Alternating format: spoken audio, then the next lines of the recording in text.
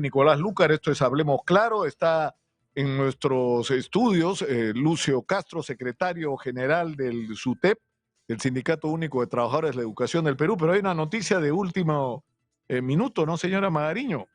El Poder Judicial realizará hoy a las 11 de la mañana, o sea, en una hora y media, una audiencia de prisión preventiva que ha sido solicitada por la Fiscalía contra Nicanor Boluarte, Mateo Castañeda y otros, en la investigación que se sigue contra ellos por supuesta pertenencia a una organización criminal. La audiencia, bueno, va a ser, es reiterativo en realidad, a las 11 de la mañana, ¿no? Está claro. Bueno, estamos, tal como lo anunciamos antes de la pausa, con Lucio Castro, secretario general del SUTEP, que van a iniciar desde el día de mañana una huelga de hambre. Lucio, bienvenido. ¿Qué es lo que está pasando en este momento? ¿Por qué la huelga de hambre de mañana? Nicolás, primero agradecerte la invitación. El día de mañana se inicia la huelga de hambre nacional que va a ser desarrollada por dirigentes del SUTEP en 4 regiones del país que son parte macros. Una primera en Tacna, la ciudad heroica, una segunda en Loreto, el oriente peruano, otra que va a ser desarrollada en Cajamarca, la parte norte del país, y Lima metropolitana. Y nosotros hacemos responsables al Ministerio de Economía, al gobierno, al Ministerio de Educación, de lo que puede ocurrir con la vida de los maestros y auxiliares de educación y maestros cesantes que van a estar presentes en esta jornada, en esta medida de lucha. ¿Por qué? Porque consideramos que el discurso de atención de la educación terminó, que se requieren acciones concretas que aseguren lo que la Constitución indica, 6% del PBI para educación, que los convenios colectivos que tienen fuerza de ley, que los acuerdos a los que se llega con el Ministerio de Educación no sean frustrados, perturbados y desatendidos por el Ministerio de Economía. No es posible que el año 2024 los docentes hayamos sido testigos de que el presupuesto para educación no se ha incrementado. ¿Y esto qué significa? Alumnos sin maestros, infraestructura desatendida, la anemia y malnutrición que igualmente no se detiene, Claro, que afecta... ausencia de conectividad que no va con los tiempos y avances tecnológicos, el millón de alumnos fuera del sistema, sin atención y sin campaña de parte del gobierno para que se incorporen a él y tengan lo elemental y un derecho humano, la educación. El incremento de remuneraciones, el respeto a la ley. En octubre del 2023, el Congreso aprobó leyes. Una, que asegura el incremento de los auxiliares de educación, el 85% de lo que gana un maestro de primera escala. El incremento a la promotora de Pronoí, que tienen una propina de 500 soles y se le otorgaba 1.025.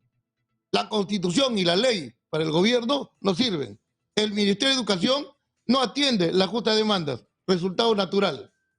Medida de lucha de los trabajadores, que es la huelga de hambre que se inicia el día de mañana. Y por eso la invocación a la comunidad, al país, a las autoridades, a todos aquellos que tengan cuota de poder, de solidaridad en el país, para estar con los maestros y auxiliares desde el día de mañana, porque si el presupuesto, el proyecto, que hasta el 30 tiene la oportunidad de ser presentado al Congreso de la República, no consigna lo que hemos firmado con el Ministerio, 6% del PBI, el incremento de remuneraciones de los maestros, el respeto a la ley con los auxiliares y la promotora de Pronoí, el aseguramiento de psicólogos, etcétera, entonces el gobierno nos empuja. Claro, porque a una huelga nacional. Claro, el tema, Lucio, es que estos temas son reiterativos. Todo el tiempo estamos regresando y todo el tiempo dice, y ahora veía que en las últimas horas ha salido con una sonrisa en los labios el ministro de Economía a decir que el crecimiento ha sido de este mes del 4%, ¿no es cierto? Pues se proyecta un crecimiento entre 4 y 5%.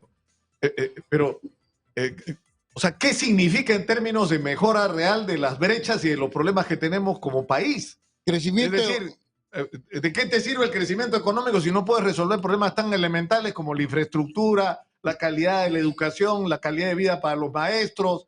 ¿No? El crecimiento económico debe ir de la mano del desarrollo económico. Esto es, los avances que en términos macros tenemos deben llegar a los bolsillos de los trabajadores y del pueblo. Eso en la historia peruana no ha sucedido. Nosotros decimos que el Ministerio de Educación tiene hasta el 30 de agosto, perdón, de Economía, la oportunidad de formular un presupuesto idóneo a las expectativas, necesidades del país. Y se dice mucho de la prioridad por educación. Pero esto es discurso.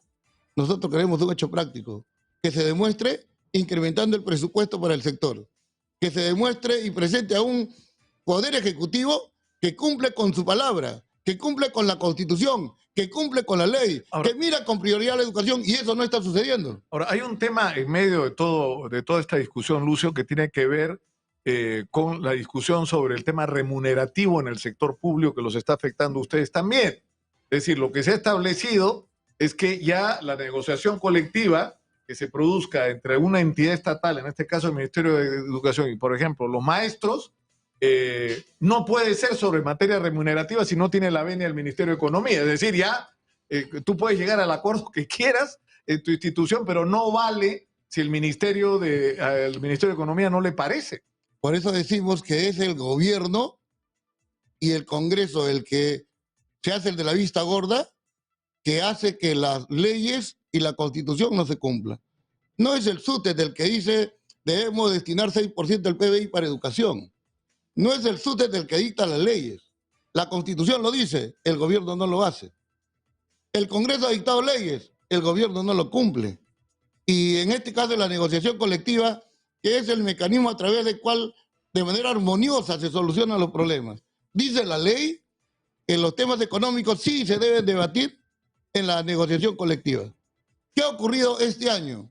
El gobierno emitió un decreto de urgencia 06 que decía todo conversa, menos temas económicos. Increíblemente, lo que se buscaba era generar la confrontación y evitar solución armoniosa de los problemas. Increíblemente, Nicolás, el Perú es uno de los países que en paz y en armonía no sabe solucionar los problemas. Y eso nos está demostrando, porque hoy viene la huelga de hambre, mañana viene la huelga nacional. Y la huelga nacional es la presión, movilización, presencia de los trabajadores y todos los aliados del movimiento social que van a participar para plantear lo mismo que estamos planteando ahora y que ahora mismo sí puede tener solución. Todos los años hay más o menos 11.000 millones de soles que ingresa al erario público adicionalmente a los presupuestos elaborados. Y ahí el Estado o el Poder Ejecutivo tiene la oportunidad de decir, ¿qué priorizo? Siempre dice educación, que lo demuestre, que lo haga. Entonces, lo que vaya a ocurrir con la vida de los docentes y auxiliares participantes en esta huelga de hambre nacional, responsabilidad exclusiva del gobierno. Y la huelga nacional, que si no encuentra atención ahora, va a ser un hecho inevitable, será igual responsabilidad del gobierno y el Congreso mismo tendrá la oportunidad de atender esas expectativas que los trabajadores tenemos. Hoy el Congreso tiene una tarea. Mira, el 22 de mayo fue presentado al Congreso de la República un bono, un proyecto de ley que consigna un bono extraordinario ganado por el SUTEP en negociación colectiva. Hasta la fecha no se discute.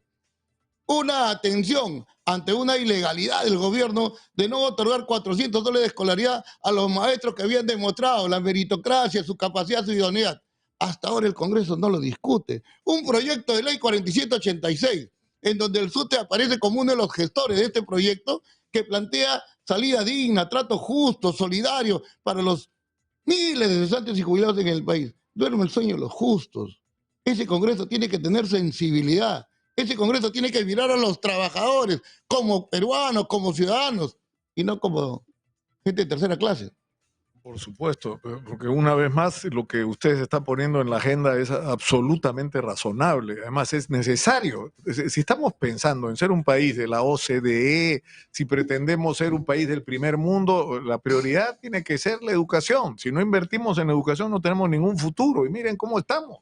Uno de los compromisos desarrollados en el mundo por la ONU con respecto a la educación y suscrito por los estados del mundo, dice que la educación debe ser vista con mayor atención y que es fundamental que los presupuestos se destinen de manera prioritaria para educación. Lo dice la Constitución, lo dice la ONU, el ministro de Economía no hace caso concreto de esta sugerencia mundial y de este mandato constitucional.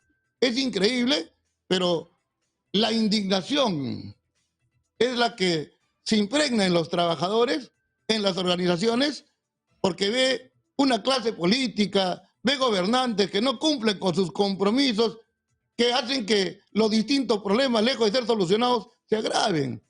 La corrupción, la inseguridad ciudadana, los Lucio, temas económicos. Lucio, quiero terminar la entrevista, si lo permites, haciendo referencia a una declaración que ha hecho el ministro de Educación. Dice que desde el 1 de abril a la fecha se han separado a 428 docentes y administrativos del sector de educación que estaban trabajando en distintas instituciones educativas privadas, la mayoría y otras públicas, que han tenido sentencias por acoso y hostigamiento sexual, sentencias por terrorismo y también incluso una sentencia por homicidio. Eso es lo que dijo Morgan Quero el día de ayer. Y no es nada nuevo, Nicolás. Eso lo dicta la ley.